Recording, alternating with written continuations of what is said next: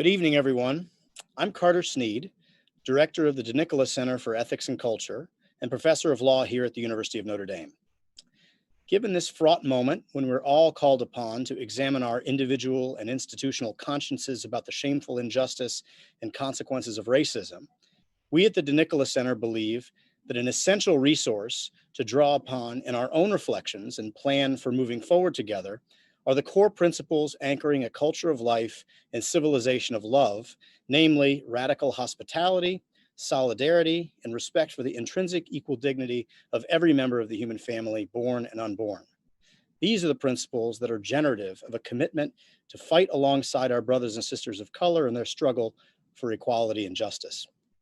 So, as we do at the DeNicola Center, we brought together a panel of brilliant and thoughtful friends from a wide array of disciplines to have a conversation this evening about how these core principles of the pro-life movement can offer us guidance as we move forward together, and to explore the essential points of connection and mutually reinforcing goods among the fights for equal justice under law for unborn children and for racial justice.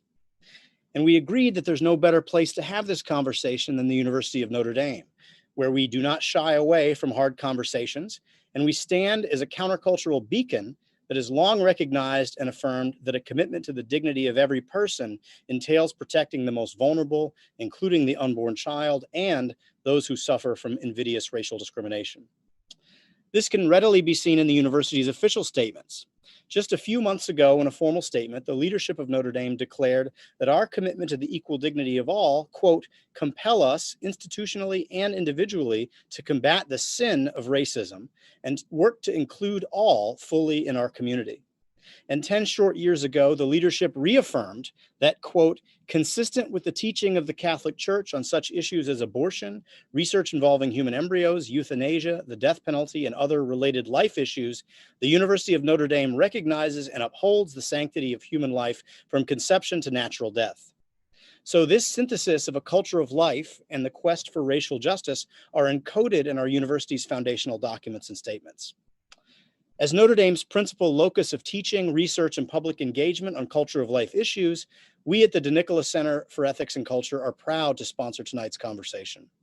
And we are so grateful for the co-sponsorship of the College of Arts and Letters, the Law School, the Mendoza College of Business, and Notre Dame Right to Life, which I might add is the largest student group on campus. And now, without further ado, I will introduce our moderator who will introduce our amazing panel of friends. Professor Ernest Morrell is the Coyle Professor in Literacy Education and Director of the Center for Literacy Education at the University of Notre Dame. In addition, he is the Director of the James R. Squire Office for Policy Research in the English Language Arts, an initiative of the National Council of Teachers of English. He is an elected Fellow of the American Educational Research Association, a past President of the National Council of Teachers of English, and a co-convener of the African Diaspora International Research Network. Professor Morrell has authored 90 articles, research briefs, and book chapters, and 10 books, including Stories from Inequity to Justice in Literacy Education and Critical Media Pedagogy, Teaching for Achievement in City Schools. His scholarly interests include literacy studies, the teaching of English, media and youth popular culture, and education in the African diaspora. Professor Morrell received his doctorate in language, literacy, and culture from the University of California, Berkeley, where he was the recipient of the Outstanding Dissertation Award in 2001. He is the chair of the Planning and Advisory Committee for the African Diaspora Consortium and sits on the executive boards of Lit World and the Education for Democracy Institute. Most importantly for us, Ernest has been a faculty fellow of the DeNicola Center for Ethics and Culture since he joined us here at Notre Dame in 2017. So now I will turn the evening over to my dear friend and colleague, Professor Ernest Morrell. Thank you so much, Carter. Thank you for having me. And it's always a pleasure to collaborate with the DeNicola Center for Ethics and Culture. And tonight's panel is no exception. So without further ado, I'd like to introduce our esteemed panelists. We'll start with Dr. Jacqueline Rivers.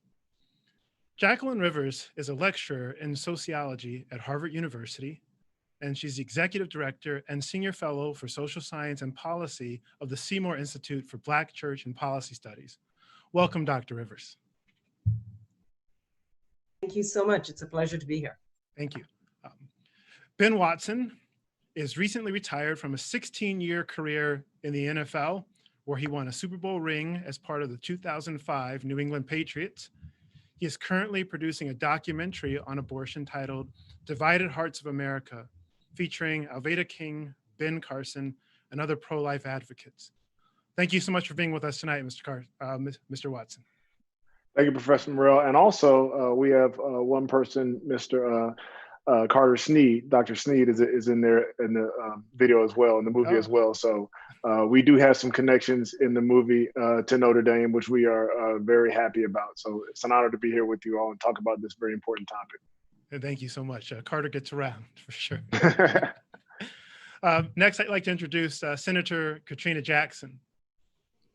Katrina Jackson is a Democratic member of the Louisiana State Senate for the 34th District.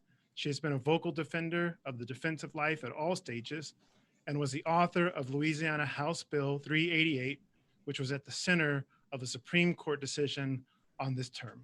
Thank you so much, Senator Jackson, for being with us tonight. Thank you for having me. Next, I'd like to introduce Ms. Gloria Purvis.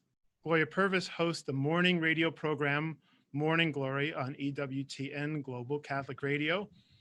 And she's the creator and host of the EWTN TV series, Authentically Free at Last. She served on the National Black Catholic Congress's Leadership Commission on Social Justice.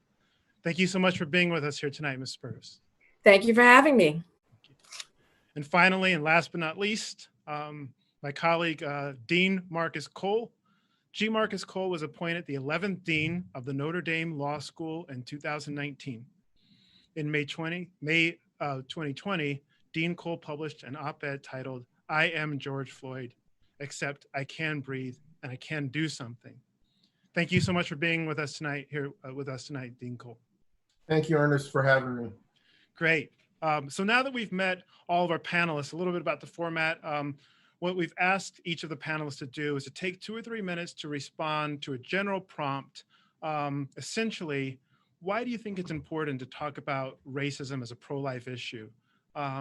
So each of them, as I said, will speak for 2 or 3 minutes about why this work matters to them and how they are engaged, but particularly addressing this connection between racism and the pro-life agenda.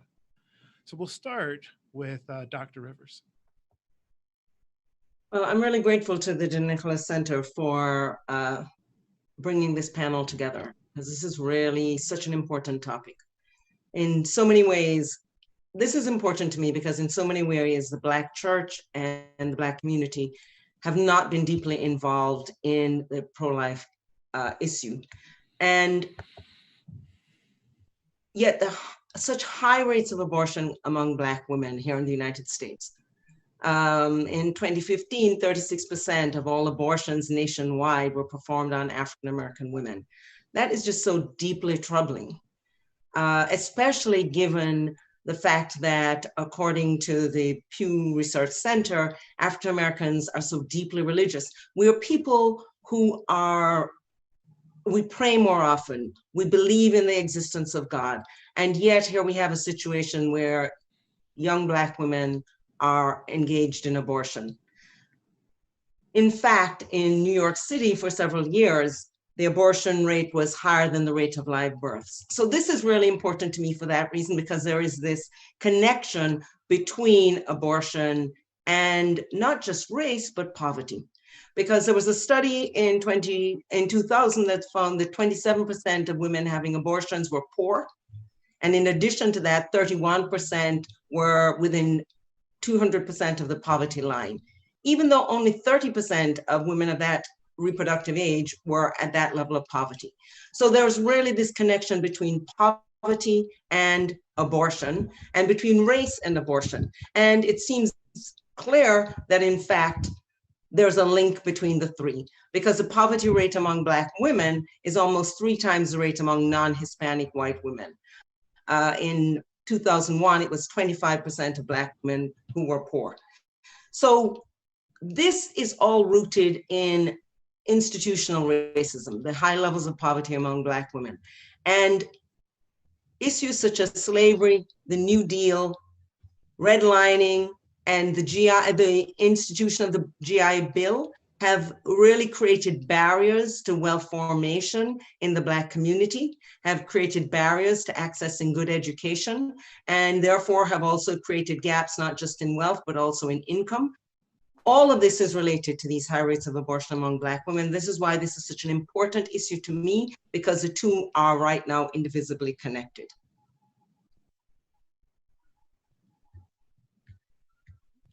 Thank you, Dr. Rivers. Next, we'd like to hear from Mr. Watson. Thank you again for having me for this discussion, and particularly right now where we sit in July, a few months after the murder of George Floyd at the hand of police officers in Minnesota. There is currently an angst, a heightened sense of awareness when it comes to this topic specifically when we talk about racism. I, like many of you, have fielded questions about what can I do? People are reading, they are getting deep into the history of this country, starting all the way back to 1619 and even beyond that. There's a heightened awareness of all the things that we're going to talk about tonight from a structural, institutional level, from a policy level, things that have created the atmosphere when it comes to race in America that we see now. And we cannot leave from this place without being changed. It seems like we come back to this place every few years, and we get all excited and upset, and we cry together and we lament, and then we come right back here. And so the difference I want to see now is that we move from this place as a changed country, also with changed hearts and with changed policy and laws. When it comes to the life issue, so many call themselves pro-life, but when we talk about this issue of race, we get a deaf ear. And so why it's important to me and why it should be important to all of us who consider ourselves to be believers and consider ourselves to be defenders of the unborn is that this is a justice issue primarily. The Bible talks a lot about justice. It talks a lot about righteousness. In the book of Jeremiah, one of my favorite verses, chapter 9, verse 23 and 24, it talks about God being a God of loving kindness, justice, and righteousness, for he delights in those things. And so as someone who wants to defend the unborn, I believe that's a justice issue. Justice is simply giving people their just due, whether that's punishment or protection. And this also talks about treating people with equity. And so we cannot be people who consider ourselves to be advocates or warriors for the unborn, but when someone comes to us and tells us of their mistreatment while they are alive, we ignore them. We have to be people that advocate for those who are victims of sex trafficking, those who are victims of poverty, those who are victims of, yes, racism, because that is on the entire spectrum of justice issues. So many are turned off by those who consider themselves to be pro-life, but when I enter boldly into this discussion. And so the reason why I'm involved and what I hope that we get from tonight is that we first have a sense of humility. Going back to that verse in Jeremiah chapter 9, it starts off with talking about how we need to be people of humility. And we can only enter into this very difficult topic with humility first. And then we must turn our attention to truth. And that truth has to bring us to action. And so we need to be people, I need to be someone who can see the variety of, I have a friend that calls it the single garment of justice that covers so many issues of our day. And we can't simply pick and choose which one we need to be a part of, because in that way, we become hypocrites to many who God will want us to reach. Thank you so much, Mr. Watson. Next, we'd like to hear from Senator Jackson. Hello.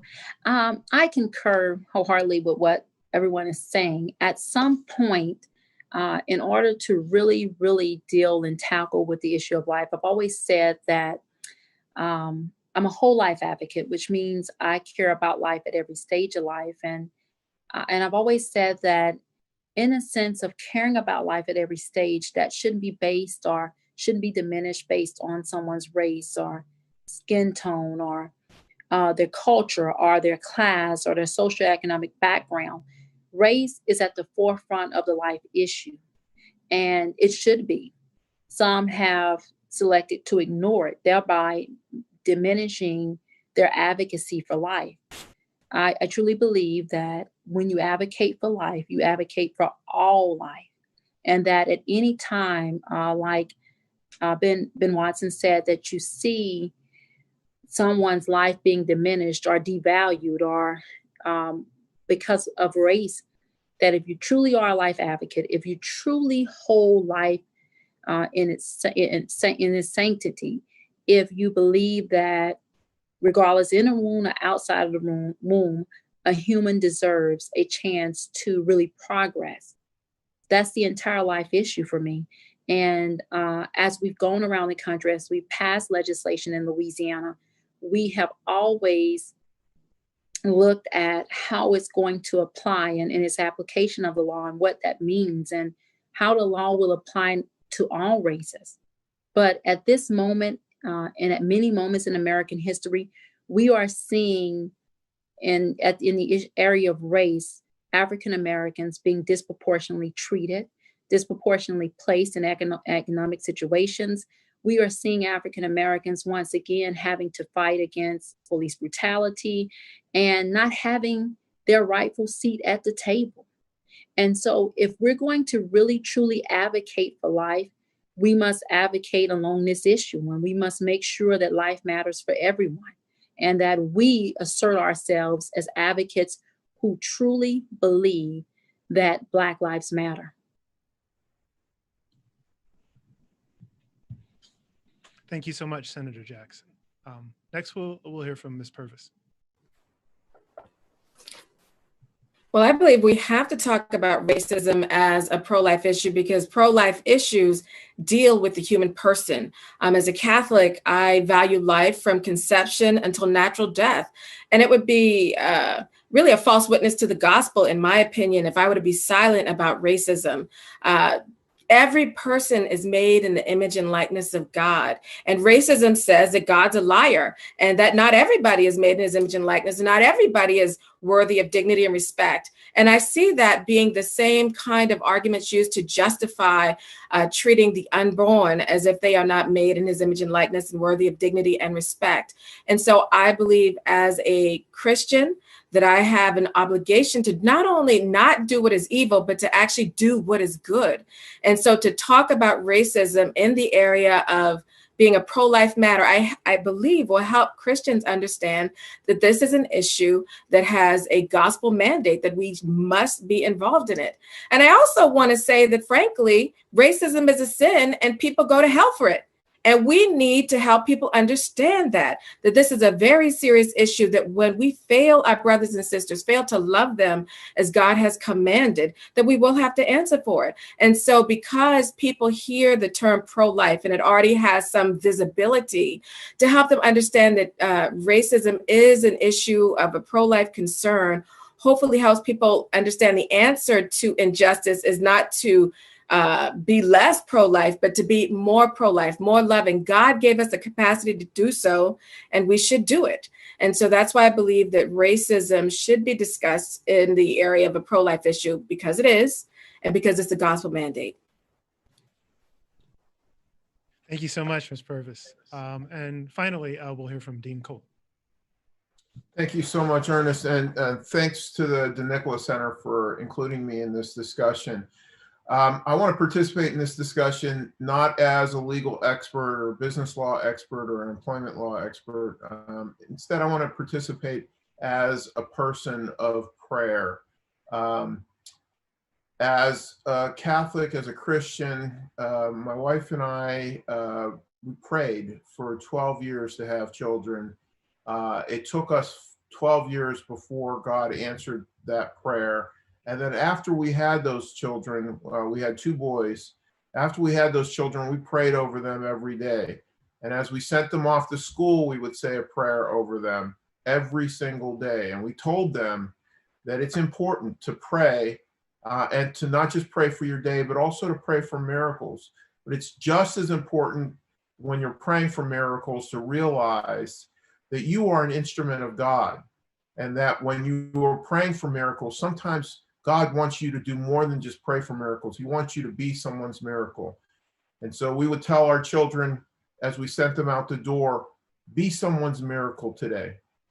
But as they got older, and now they're 20 and 18, we found ourselves praying for them twice a day, not just as we sent them out the door to be someone's miracle, but later in the evening, before they got home, we found ourselves in prayer again about whether or not they're going to make it home safely. And I know that there are lots of other families out there that say the same prayer, that that their children will make it home safely. And we know that from experience that they don't have to be engaged in any wrongdoing for them to be victims either of crime or misdirected police brutality. And so as a person of prayer, I'm hoping that we could recognize the connection between racism as it's exercised in daily life and the lives that we pray over and pray for and bring into, and God has brought into being. And I want to echo what Ms. Purvis said. Each of us is made in the likeness and image of God, which means that God reflects many races and that we need to see each other as he sees us. Thank you, Dean Cole, and thank you, everyone. So as I announce this next part of the format, please, panelists, feel free to unmute your cameras and microphones. So what we thought we'd do now, and again, thank you for those statements, is just have a free-flowing discussion.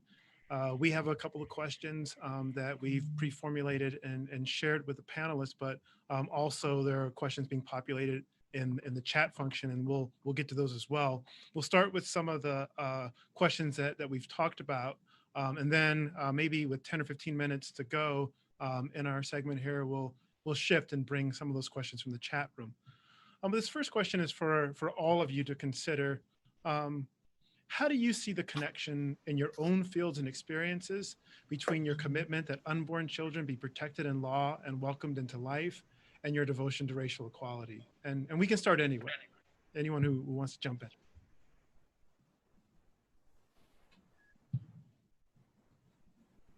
Okay, I'll go. Thank you. I've done a lot of pro-life work outside of clinics with maternity homes and things like that, and trying to talk about pro-life matters in the Black community, particularly protecting life in the womb. And the number one pushback that I get is the notion that people only care about Black life in the womb when it comes to politics or election time. And so to be able to show that the pro-life community cares about Black life, not just in the womb, but outside the womb, I think is important for us to step in and talk about issues of racism, police brutality, racial profiling, for consistency and witness. And because it's the truth, if we are truly pro-life, we care about these issues. And that's the number one pushback that I get, is for some reason the pro-life movement is perceived as one that's merely political and really doesn't care about life, Black people outside of the womb, and only cares about Black life when it can be used as a political ploy. And so to the degree with which we can give an authentic witness that is consistent, I think it helps people to believe that they can have a place in the movement as well, that they aren't just pawns, and that they have a vested interest also in Black life in the womb. Because frankly, I believe that talking about police brutality while at the same time stomaching or allowing the high rates of abortion in our community also diminishes that witness as well. How can we say Black Lives Matter if we don't mean it from the womb to the tomb? And so just in my experience of working in with women who are considering abortion, in discussions in the Black community about us being more involved in the pro-life movement around protection of the unborn, these are the kind of challenges that come up. Great. Thank you so much. And real quick, I see others that are unmuted. I've been told it's not the chat function, it's the Q&A where you put your questions. But I see Mr. Watson, Senator Jackson, you're unmuted. Would you like to respond? Okay. Sure. I wholeheartedly concur. What I find is in the legislative arena, I find a lot of people who question the sincerity of the pro-life movement when it comes to African Americans and really nurturing their life and advocating for their life. What I find is this: when I'm on the Senate floor, and of course 8 years on the House floor, is this: my fellow pro-lifers will vote for me on the life issue, on the, what I call it is the abortion issue, because life goes more way further than just abortion. And so where I take the most slack, where I have the most debates with my African-American constituents sometimes and colleagues, is in the sense of, well, where are they? they when it comes to other life issues? Where are they when it comes to the death penalty? And why are we always fighting this as a Black caucus, as a legislative Black caucus, than as lifers? Where are they when it comes to offering programs and things that give a hand up and not a handout to get people out of situations? A lot of African Americans in Louisiana and around the country are targeted by Planned Parenthood and others based on the fact that they say we really, you're on your fourth child or your third child, or you're on your first child and you're still in school. There are no resources to take care of them. One of the biggest issues I faced, and probably was most controversial, was Medicaid expansion. And, I said, this is a life issue. The Catholic bishops came to the table and said, this is a life issue. And I always say on the floor, even on my pro-life bills, say you cannot ask a person to choose birth, but not support that person's life and their opportunity at the American dream. At least give them the same opportunity that others have. So what I find is that there's a major pushback in the African American community to really come out and support the pro-life movement because they don't believe it to be authentic. They believe it to be a pro-birth movement, and to not really include the issues that really matter in helping someone and allowing them to choose life and making sure that they're able to give their child a life that they would want them to have. We all have our own responsibility, but at some point when there's so much legislation, one thing that Louisiana, and I can speak for Louisiana, we had the highest incarceration rate in the world. We were number 49 of 50 in education, but we were the number one pro-life state. So when Governor Edwards came in, who was a pro-life Democrat, and he had promised and we promised that we were going to turn some of that around, it was very, very important in that first year to gain pro-life support in the African-American community, to make sure we were no longer the highest incarceration state in the world, right? Capital of the world. And so we're inching toward there. And as we inch toward that, as we really begin to have the true conversation of what being pro-life means, we're seeing more African-American advocates come on. So we can't ignore the racism issue.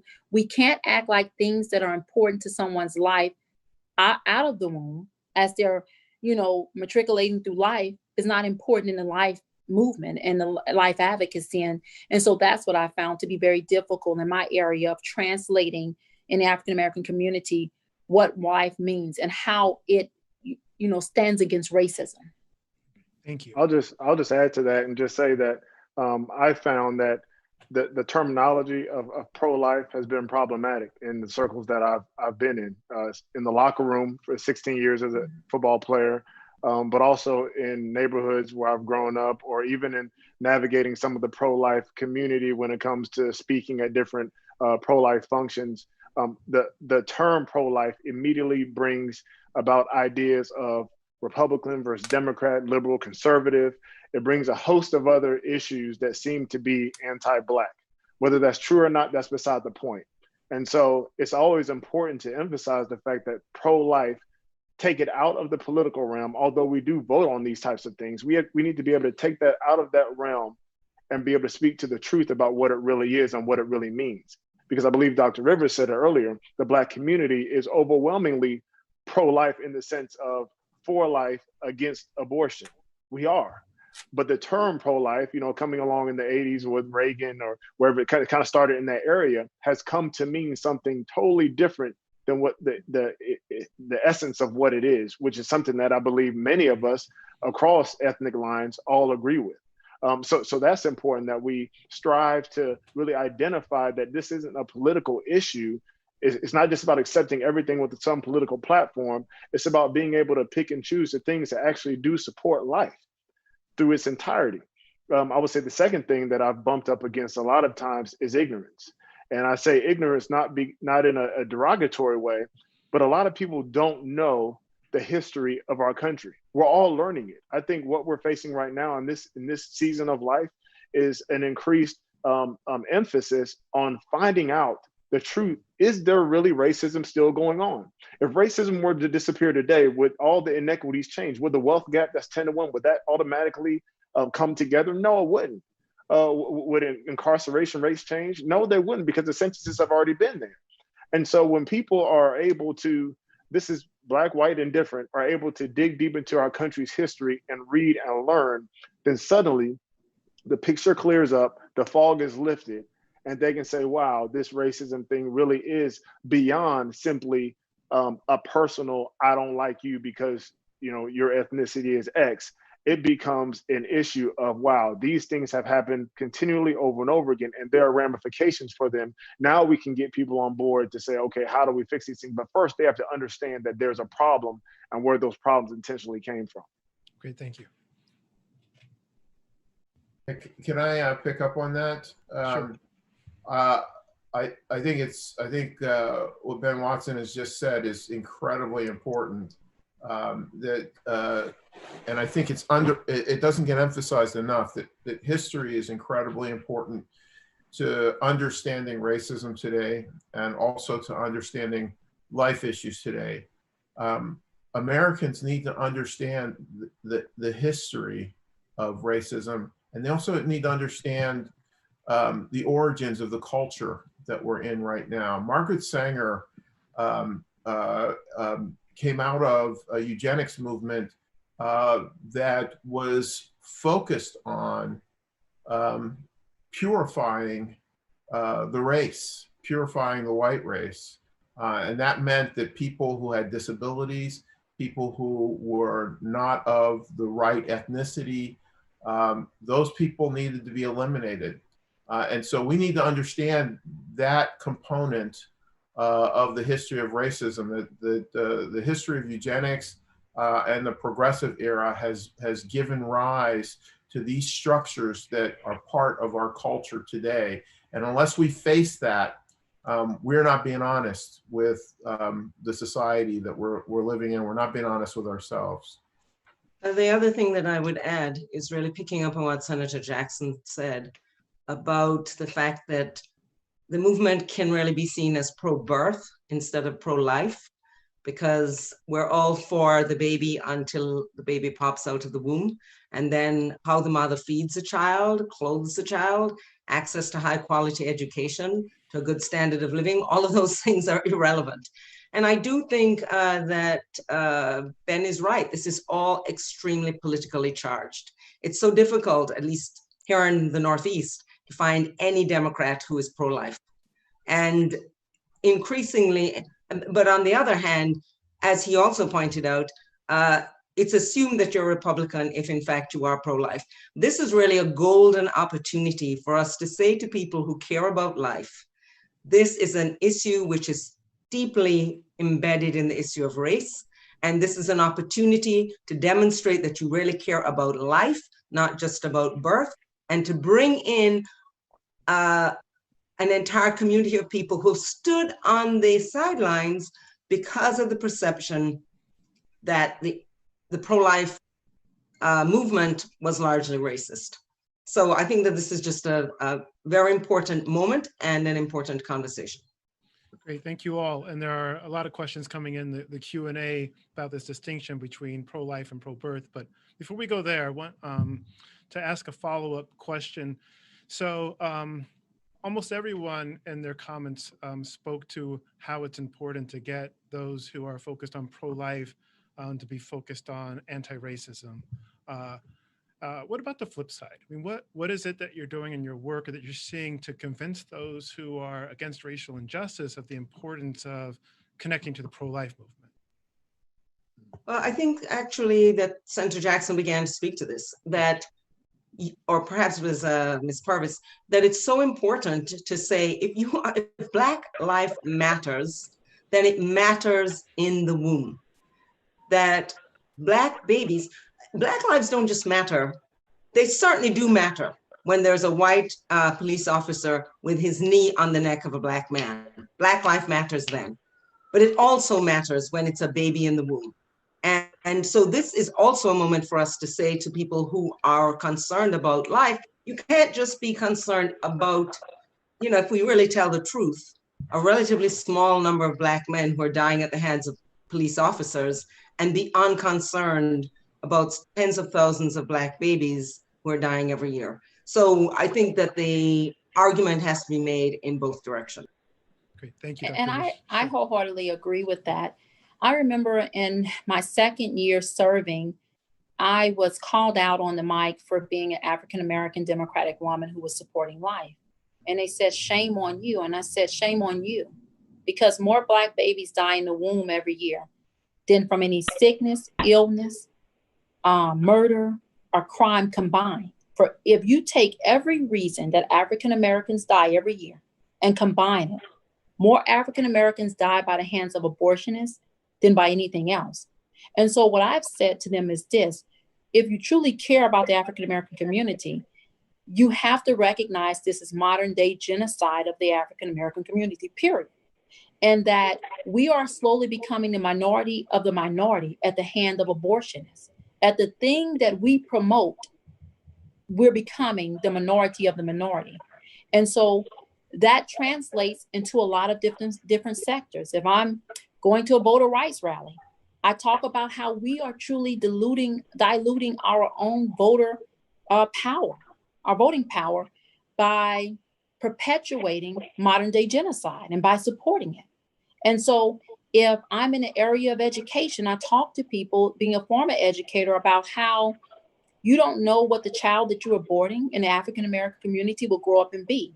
You don't know if that child was set to be, because God says, I know you before I formed you in your mother's womb, which means we're destined to be who we are before we even form. Whether we've killed the person that had a cure for cancer or sickle cell anemia. And so I really just talk real to them. That's just the bottom line, and say, listen, we are in and of ourselves, when we don't stand for life, when we don't stand for the life movement, when we do not do that, we are promoting modern day genocide in the African American community. And our population is severely suffering from it more than anything else. If I may, I'd like to add, when I have these conversations, what I notice seems to be the sticking point for people is how they perceive police brutality versus abortion. So police brutality and all these other things are seen as an existential threat, whereas pro-abortion advocates have done a very good job of convincing people that to be able to have the choice is a right, is a power, that this is if you are not allowed that choice, somehow you are losing your liberty. And for Black people who have been denied liberty for so long, you know, that sort of rings in their mind. And also, people don't understand the degree to which abortion has been targeted for our communities. People still believe, well, it's just an individual choice and it's not having this larger impact. Whereas with police brutality, it's something they have no control over, can happen randomly, yet abortion they don't see in the same way because it's something that somebody has to actively choose. And yet when you look at what happens when a woman who becomes pregnant, and we said, well, you have a choice. Well, does she really, if she has no support whatsoever, does she really, if even going to work and being pregnant will be harmful to her career, does she really have a choice? And so to be able to reframe abortion and help people understand that it is not an exercise of personal liberty, that it is actually a gross abuse of liberty, because we're supposed to use liberty to do what is good. But when we help them understand that it is not the right use of liberty, but rather an abuse of liberty, just like racism is, hopefully we can shift people's perceptions and understanding. Because I'll tell you, that's what I see in having these discussions in the Black community. They don't see abortion as the existential threat that it is. So I think that that's just absolutely, I have to agree with that. I think the other issue is that it is much easier precisely because we as Black people and our allies, our woke allies, really, it's much easier for us to blame the white police officer. It's much more difficult and much more loaded to talk about young Black women who are choosing abortion. And so I think that there's a lot of sensitivity there. We have to be very thoughtful about these young women. We have to be very sensitive to them. And I want to say that I think that as much as I agree that we want to make the case to Black Lives Matters advocates, we also want to make the case much more strongly to the pro-life movement, because I think the ball is really in their court. It is really an opportunity for them to say, yes, we recognize in this moment. Think about all of the young people who've been out. hundreds of thousands, probably millions of people who've been out demonstrating, not just in the United States, but around the world. Has the pro-life movement showed up? How can we convince people we care about life if we wouldn't even do that? So I think the ball is really in the court of the pro-life movement, as much as I agree the argument goes both ways. Can I, Dr. Rivers, one of the things, if I could give some advice to pro-lifers that are listening, for goodness sakes, stop saying things like the real racism is abortion. Stop trying to tell Black people that their concerns are not legitimate, that their concerns are not as important, and somehow that you don't have the capacity to do both. We can walk and chew gum, okay? And I think if pro-lifers, if you are going to show up, you're also going to have to listen. You cannot go in and assume a position of superiority over Black people as if they don't know what is best for their community. You've got to listen, you've got to be in solidarity, and you've got to be humble. And for goodness sake, please, please stop with the political talking points of the far right. You will turn people off faster than you know what. Don't use these coded race language like Black on Black crime and absent and Black fathers and all this stuff, because what it sounds like you're doing is you're not there to have a conversation, you're there to dominate. And if you cannot go in a position of listening and being humble, please just stay home, because you're going to do more harm than good. And if you're only going to see this issue as political, and for me as a believer, and is not one that is spiritual, that we are, you have to understand that we are fighting powers and principalities here. And I'd ask you to pray before you go and engage. And I'd also ask you to be humble and ask the Lord to help you and guide you and put a guard over your mouth and to open your heart to love as He does. Because too often, I will say, especially in this moment, so many Black people have come to me and said, so-and-so pro-life person is a racist, and they are just completely turned off by the movement. And no one wants to go into a movement where they're going to face racist, aggressive comments on a regular. That's a big turnoff.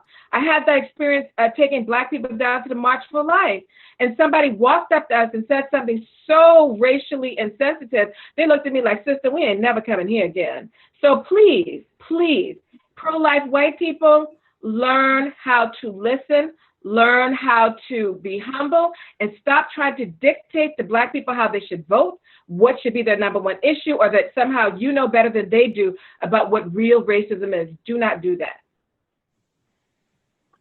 Thank you, Ms. Purvis. That's a good word. I think you took the word right out of all of our mouths, but you said it so eloquently. It needed to be said, because the whataboutism really does create a wall between the progress and really the message that some people are trying to send and others are trying to receive. And also, it's also an excuse for some people to not engage and to not really understand what is going on in the Black community. For me, in my circles, again, speaking as an athlete, but also as a father of 7, with my wife and I, we do a lot of speaking on the power of fatherhood.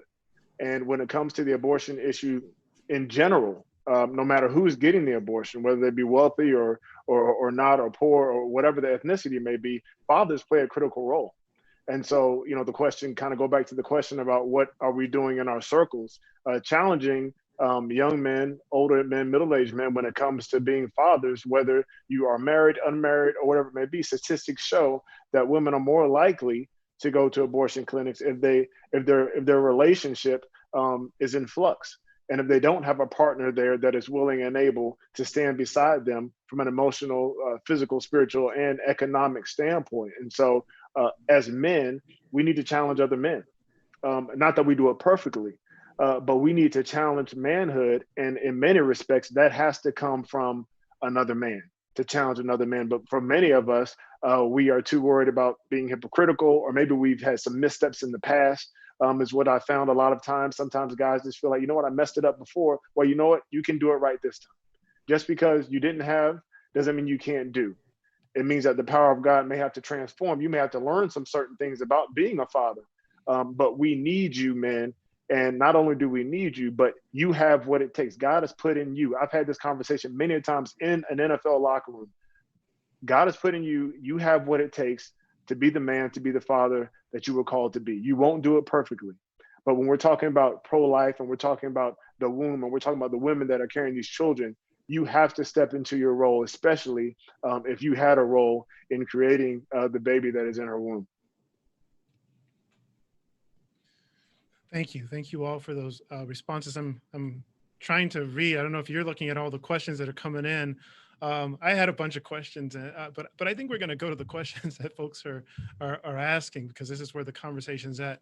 Several of you have already spoken to this, but it seems as though a lot of the questions are honing in on this issue of language and how we can develop the right language to transcend. And one of those areas is how do we bring back pro-life from the political divisions we have in the country? And what are some strategies, maybe in your own work or as we think out loud, about how to elevate pro-life above a political divide in the country? And I think, like I said, each of you has spoken to it a little bit, but the question has come up in a couple different ways. I wonder if we can just speak to that more directly. Well, I think if let me just start if nobody else minds. I think you have to approach this not as number one, you can't approach it as a political issue. You have to approach this as an issue that you are dealing with another human person, and check your motivations. Why are you pro-life? Is it because that's what your political party says, or is it because you fundamentally believe that each person in the human family, whether from the womb to the tomb, is worthy of dignity and respect, and their life matters, and their life should be protected? If you come for any other reason than that, I think you need to really check your motivations, because it comes out in conversations. So I would say, number one, purify your motivations. And recognize you're dealing with human persons, and speak with them in the same dignity and respect as you would want to be spoken to. And don't go into it to try to get people to vote a certain way or this and that and the other. Go in simply without political motives, and understand that you are motivated because you care about the human person. You care about every member of the human family, no matter what stage of development they're in their cycle as a human person. Simple as that, I think. Thank you. Dr. Rivers, did you want to jump in? Yes, I think I certainly agree with Gloria, and I also agree with her that this is really a spiritual issue. I like her emphasis on prayer, and I think that that's a place to start, to really humble yourself and to pray about it. I think that that's the beginning. It's really about changing attitudes and understanding. That's how the language will change. And so to go in with a very prayerful attitude, humbling ourselves as we approach people. But I also want to come back to something that Dean Cole said, the importance of knowing the history. So one of the questions that was in the chat was, how did the GI Bill restrict wealth among Black people? Well, the GI Bill allowed soldiers to get loans, get mortgages, get educational opportunities, get vocational training. But those things were often denied to Black soldiers. And disproportionately, they did not have access to the benefits of the GI Bill that white soldiers did, which then meant a huge contribution to the current wealth gap that Ben talked about, where the average white family has 10 times the wealth of the average Black family. That is not something that I think the average pro-lifer knows. I may be wrong, but I think that really understanding the history, beginning to come to grips with the history in a prayerful way, that's the way the language starts to change. It's not just the words we use, it's really the underlying attitude and underlying understanding of the depths of the problems. Thank you. I was going to circle back, Dean Cole, if you don't mind. Maybe this is an appropriate time. You kind of teased us in that short statement about historical context. Maybe this would be an opportunity to flesh that out a little bit more. Yeah, so you know, the culture that we're in right now is really a product of the same forces that gave rise to Nazism, the progressive movement and eugenics at the turn of the century. And Margaret Sanger, who was the founder of the organizations that eventually became Planned Parenthood, was deeply committed to racial purity for the white race. And she was deeply committed to a program of eugenics and saw abortion as a mechanism to rid the nation of the undesirables from the perspective of the progressives of the eugenics movement. It's the same progressive movement that gave rise to Woodrow Wilson. It had a parallel track in Nazi Germany, which is part of the reason why the Nazis took the approach of what they called the final solution, to purify the Aryan race. So the culture that we need to understand that the culture that we live in today is a product of that history. We have to be aware that the structures that are around us were designed or focused on eliminating us. Maybe we can speak to this just briefly, because people are talking not only about language, but mechanisms for communication, whether this is USCCB or how do we bring awareness of this context to those in the movement?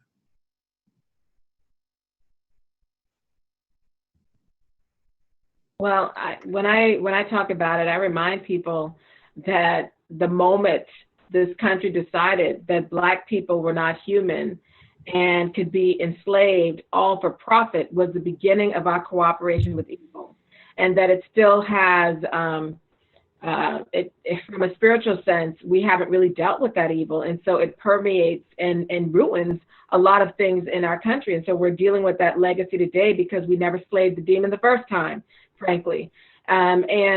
I think the more that we can help people recognize from the beginning that we cooperated with evil and it has its impacts and strains reaching out now, I think matters. And also to be able to talk to the history. I mean, as a Catholic, we can talk about how in the United States religious orders and Catholics owned people.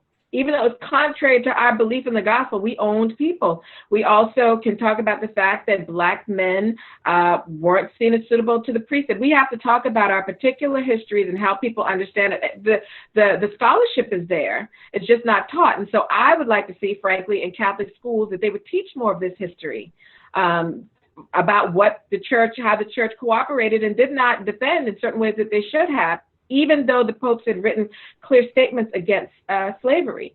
So I think the more that we actually talk about the history, the more that people are less defensive in hearing the truth, that perhaps we can start to have people wake up.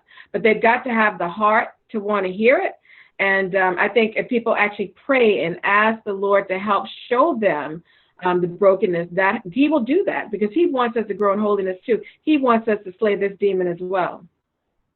We have to not be so much respecters of persons as we are respecters of the truth. And we have to be willing to decouple our honor of certain heroes of the past and their actual conduct. And when I say that, what I mean is, we all have these conversations so much, especially when we talk about racism and we talk about enslavement.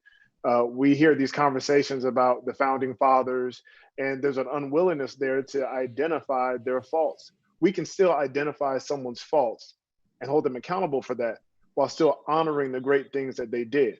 We are no less American, no less great countrymen and women by saying, you know what that person did in this respect was a problem and it created much of the problems that we're having now. But, oh, by the way, I still also respect and honor them because they did a great thing in the founding of the country. And so many times we refuse to do that. And then on a more personal level, we need to bring that same idea and that same willingness to our living rooms. All of us have people in our family that you know of that are racist. It might be Aunt Betty. It might be your grandmother.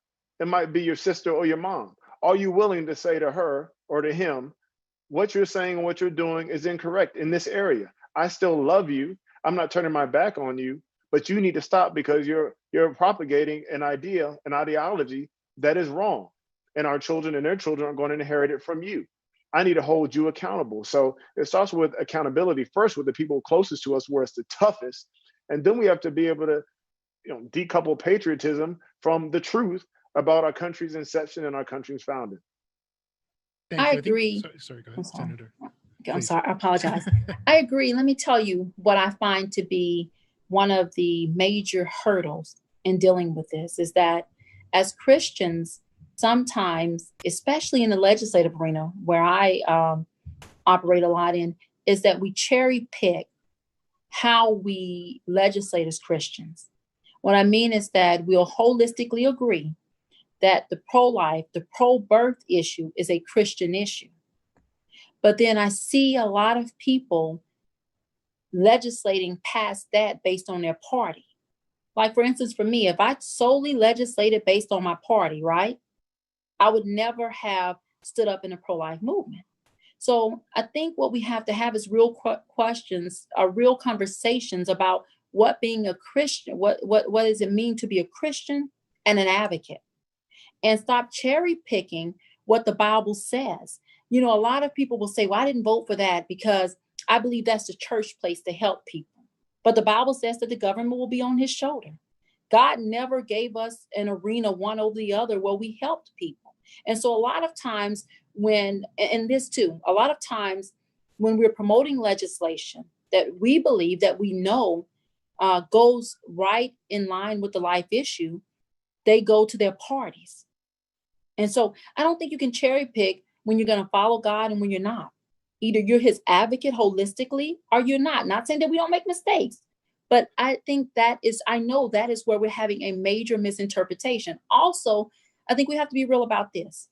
Just like this country has created generational wealth for some people through contracts, through contacts, through government officials, we have created, based on the laws of the past, based on the Jim Crow laws, based on, not having, allowing certain people to have a seat at the table.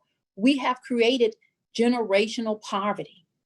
And if those laws in the past help to maneuver and put in place generational poverty, it's going to take legislation and laws and being real about it to break that stigma and that generational poverty.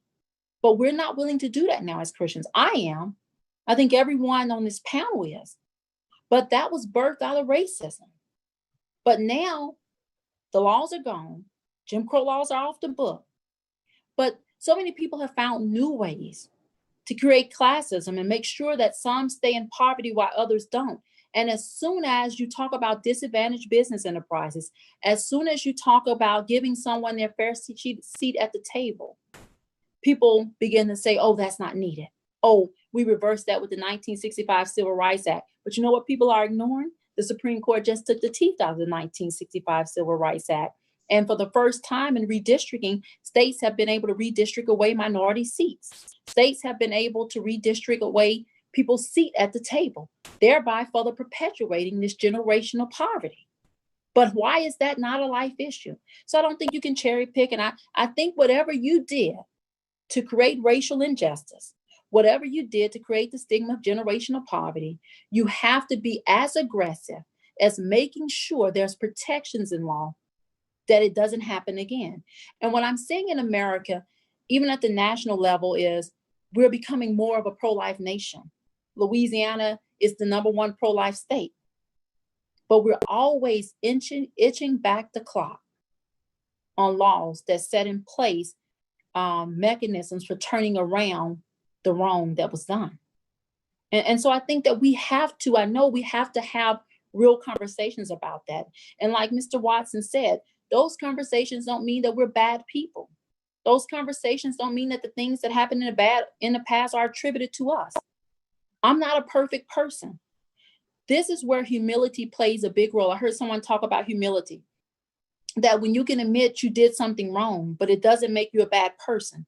Because until you can really come to the realization that you were wrong in an area, it can never be corrected. So I've had bills that I've passed outside of the life issue. And someone in the field of practice of that, maybe as a medical physician, and I voted for a bill concerning medicine. And I realized throughout the year that it was the wrong thing to do. I'm willing to come back to the table and file a bill to correct it, right? Because in admitting that I just didn't get it right that time, I'm able to get it right the next year when I sit at the table. A lot of people are not willing to do that. So cherry picking when you legislate and when you hold yourself out to be a Christian, not letting your party have total control over your platform. I tell people, if your party controls your platform, then God doesn't control it. And that's just the bottom line. So you have to step into any situation as an advocate, as a legislator, as someone who's working in abortion, I mean, in life clinics, as someone who's advocating on the street, you have to first come in as something other than a Democrat or Republican. That can't be your priority. And for so long, I'm seeing that as a priority. Thank you so much. So I think that's a good segue. There's a lot of folks that are asking about what this looks like for you and your particular domain. And so that was a really great response to help us understand what that looks like in the legislative realm. Now maybe we can hear from Dr. Rivers and Dean Cole. What does this work look like for you on the ground at the Seymour Institute or at Harvard University, or what does this work look like at the Notre Dame Law School or for deans in higher education? Maybe we'll start with you, Dr. Rivers. So one of the things I really wanted to say is that I think that research shows that people listen to the people whom they trust. What changes them is not simply exposure to facts.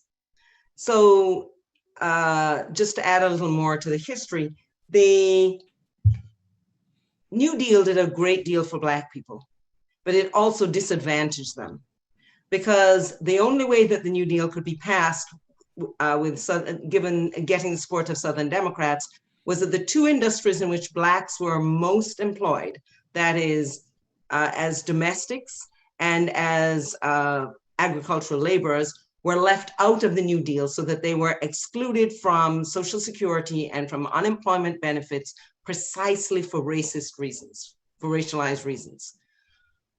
I can present that fact to someone who is a racist. They won't hear it from me the same way in which they would hear it from someone who is white, someone whom they trust. So I think that what the DeNicola Center is doing here tonight is an incredibly important mechanism for getting the message out. Because as a leader in the pro-life movement, the DeNicola Center can send a message that pro-lifers will listen to, much more so than if it came from another source.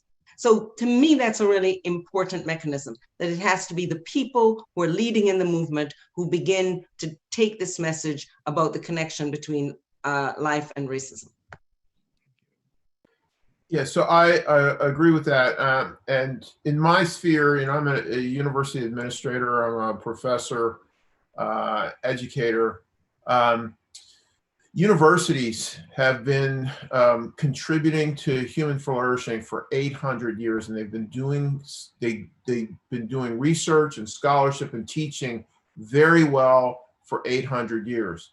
But it is not enough for universities to just do scholarship and research and teaching. We've got to be actively engaged in the real world. We have to take what we learn and put it to use. In the words of St. Paul, faith without works is dead, and we need to put our learning to use on the ground and to improve the lives of real people. So as a law school dean, one of the things I'm focused on, committed to, is improving the lives of people in underserved communities around the country.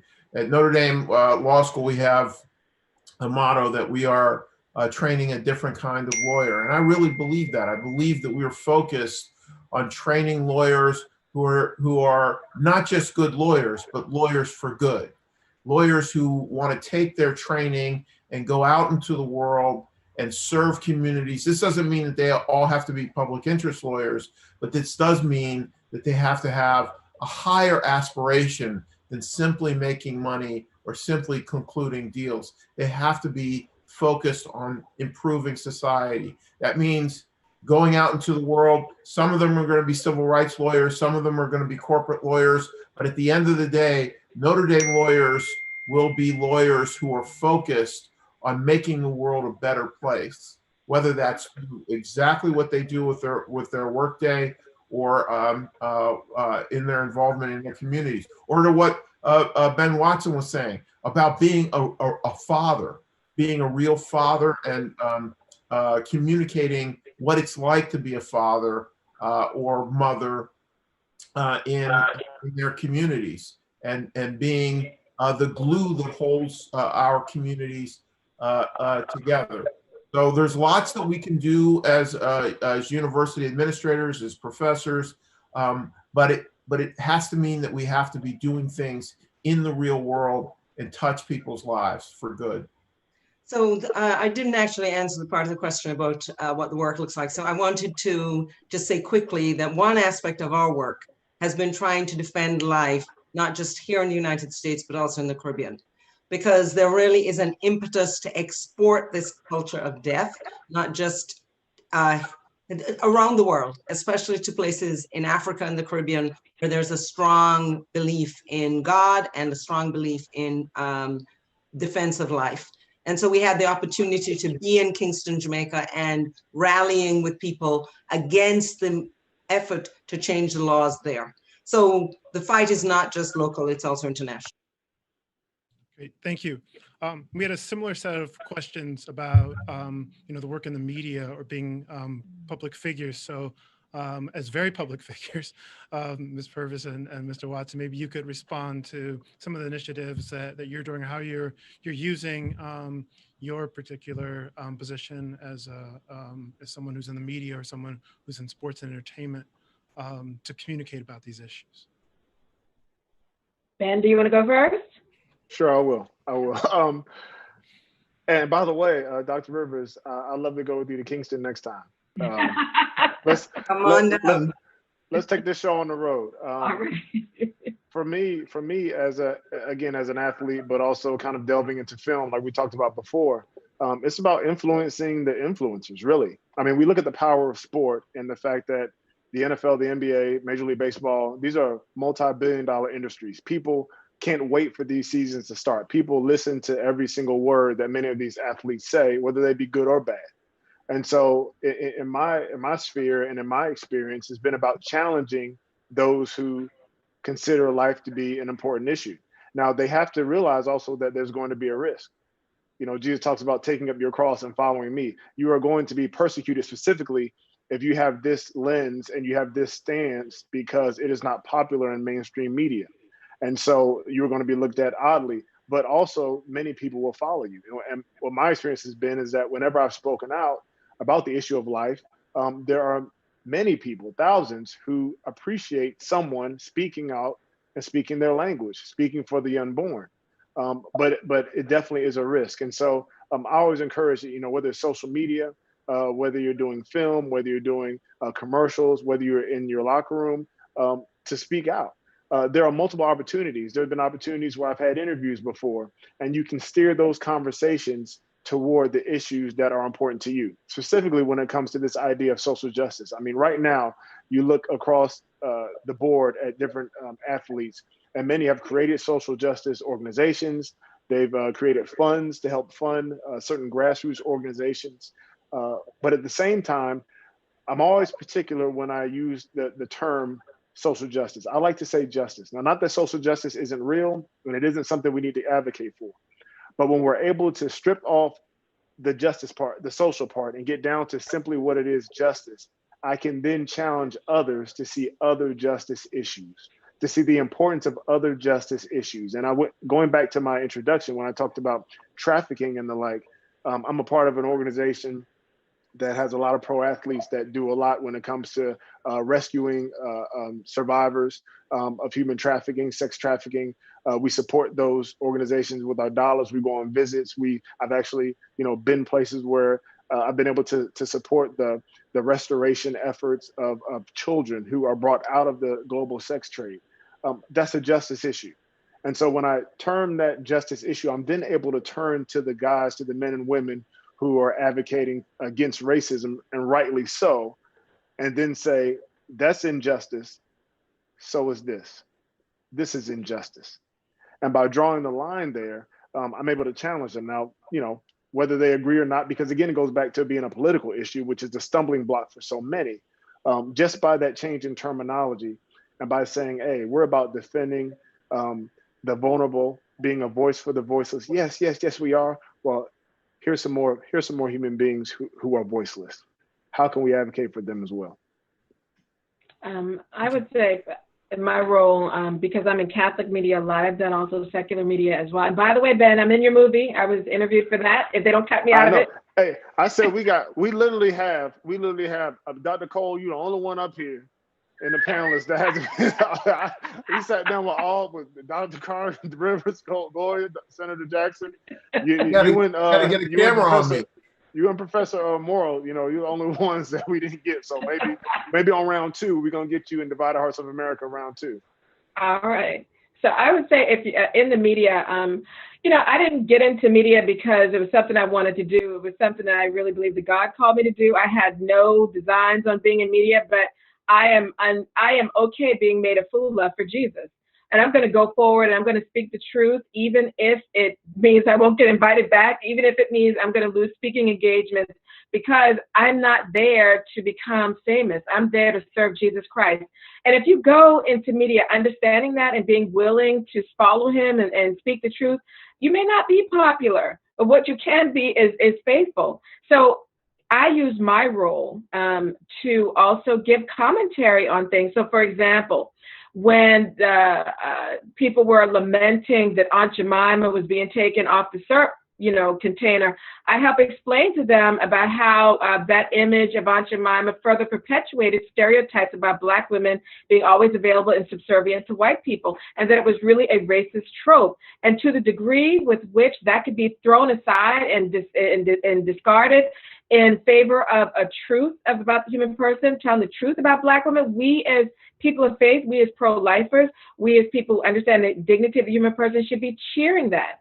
So I use my role a lot of times to comment on issues in the public arena from a faith perspective and help people understand how choosing the dignity of the human person in representation and how we tell stories is always a good thing. And I don't necessarily just follow the party line, if you will. I deeply think about things, I research issues, and I come to the table and talk from there, and also trying to shine the light of the gospel on it. And believe me, it's not made me a lot of friends. And in fact, some people want to label me a particular way, but I understand that those are the darts of the enemy, and you cannot be discouraged by that. You have to stay the course and be true to Jesus Christ and be willing to carry your cross as well, because with every Good Friday, there's a Easter Sunday. And that's what I'm waiting on, is my Easter Sunday.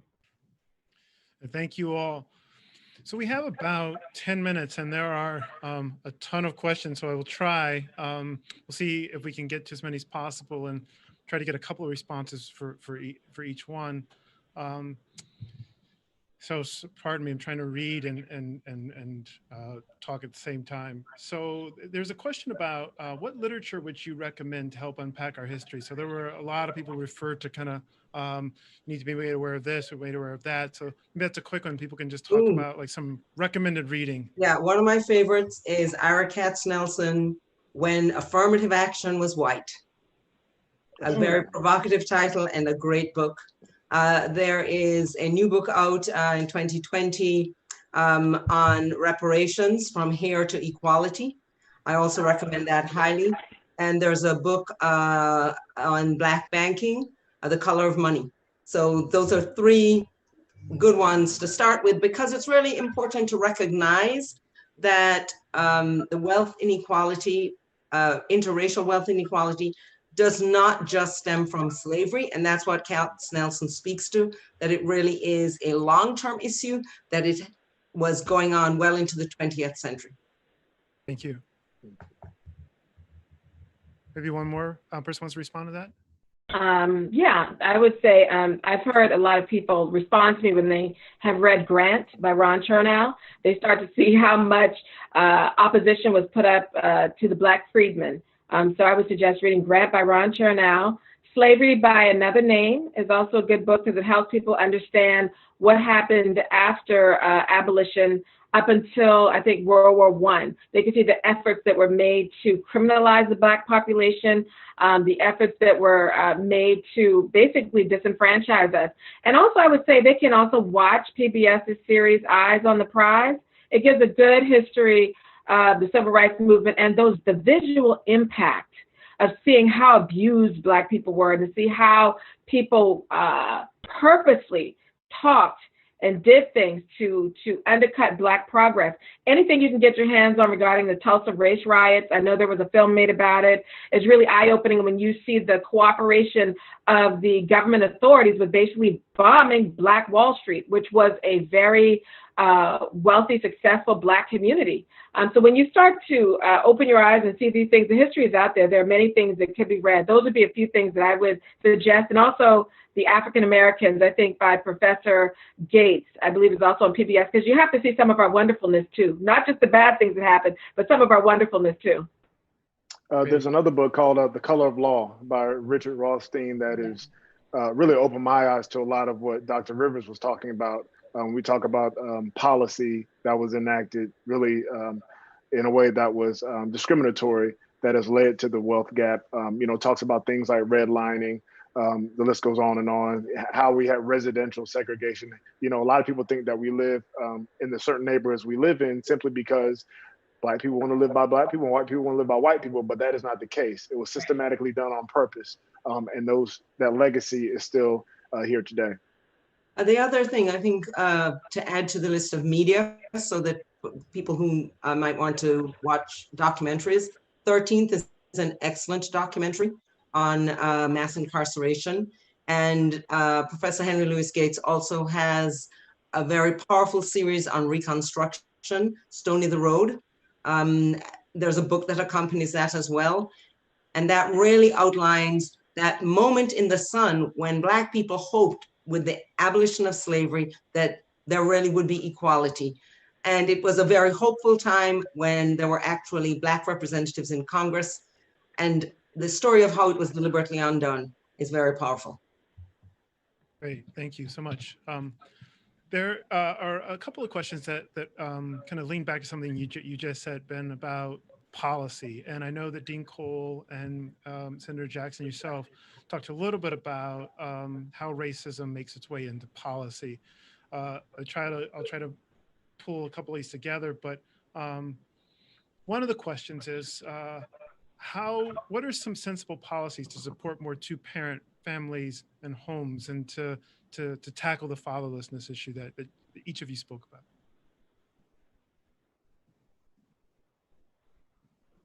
Okay, I guess I'll go first. The things that we have really tried to do and where we've tried to advocate, especially to support policy and to foster two-family home is, and people may not think of this, a lot of our small businesses are African-American businesses. And so what we've been doing on policy to make sure there's not friction in a home, one of the number one reasons for divorces in the United States is lack of financial resources and how that plays a role in disputes in the homes. And so what we've tried to do is support DBEs, disadvantaged business enterprises. We've tried to make sure that small businesses are not left out. We generally had a tax structure here and in the United States that gave major credits and rebates to larger businesses, thereby leaving out the small businessmen. What we've also tried to do in our state is to facilitate after-school programs for the two-family household, which both parents are working to make a living, to give the children somewhere to go out to school where their parents can be comfortable, while also ensuring that they have a good education and tutorial. So what we've done is target policy. And what I call target policy is we look at what's happening in those communities to foster two-parent households. For me, criminal justice reform was one of those things that was seriously blocking two-family households. You would have a father or mother incarcerated for a crime that normally someone with financial means would not be incarcerated for, or someone not of my skin tone, because sometimes it's not about financial means. There has been, I'm a criminal law attorney as well by practice, criminal defense attorney. There has been a lot of inequities in the amount of time that African Americans receive for similar crimes committed by non-African Americans that receive no time or receive even probation with the benefit of an expungement immediately after probation, where even when we receive probation, what I found is that there's no benefit of expungement. So how does that play? And people saying, well, how does all of this play into creating and fostering a two-family household. It does. Because the more you cripple a family, the more that family will cease to, the more likely it is that that family will cease to exist. So that's what I call targeting, figuring out what's going on in the community.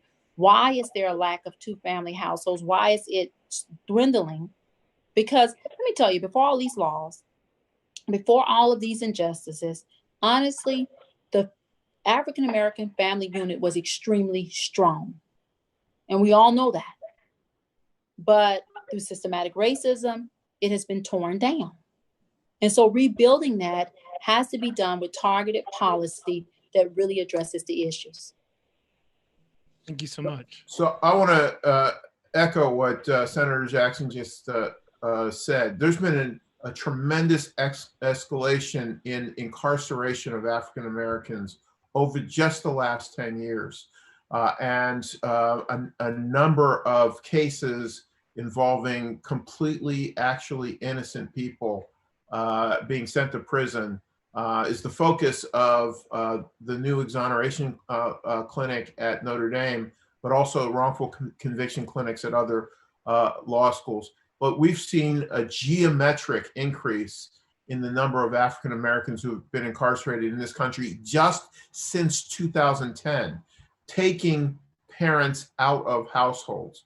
The other thing that I think is really important for us to recognize is that there has been an assault on Catholic adoption agencies in the United States because Catholic adoption agencies have focused on trying to place kids in family situations that are consistent with our faith, meaning two-parent households, not placing children with all comers. And this has an important effect on life because Catholic adoption agencies make it possible for mothers to have children, knowing that the Catholic adoption agency will place those children, but also those adoption agencies, in order to place children in families, stable families, need to be licensed by the states. But states right now are denying Catholic adoption agencies licenses because those adoption agencies are using their faith-based principles with regard to where to place children in order to carry out their mission. And that is not consistent with the political agenda of a lot of activists out there right now. So we now have states that are denying the ability of adoption agencies to operate according to their faith, even though the people who would want to adopt outside of those faith-based principles have alternatives. Nevertheless, because the Catholic adoption agencies are basing their principles on their faith, they're being denied licenses. And we need to recognize that as a life issue. And that's a policy that would support two-parent households. Thank you so much. And that's going to unfortunately have to be the last word. I can't thank you enough for your time this evening. As you look in our kind of Brady Bunch Zoom configuration, Dean Cole, Dr. Rivers, Ms. Purvis, Mr. Watson, and Senator Jackson, you've been eloquent and succinct, and hopefully everyone has taken away as much as I have.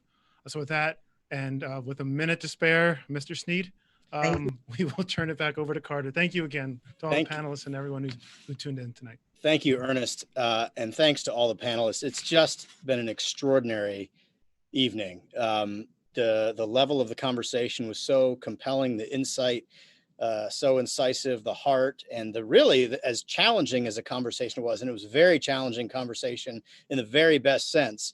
We are so grateful for every single person to be so candid and so thoughtful.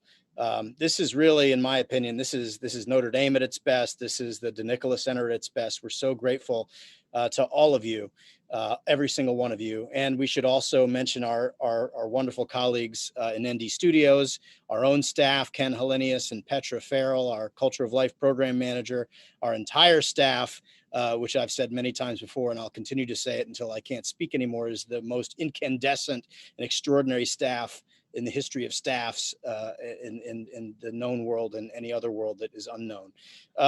Thank you guys so much. God bless all of you. This was a panel discussion worthy of the Blessed Mother's University. Please join us again at the DeNicola Center for Ethics and Culture. I'm so grateful to all of you, and God bless you. Good night.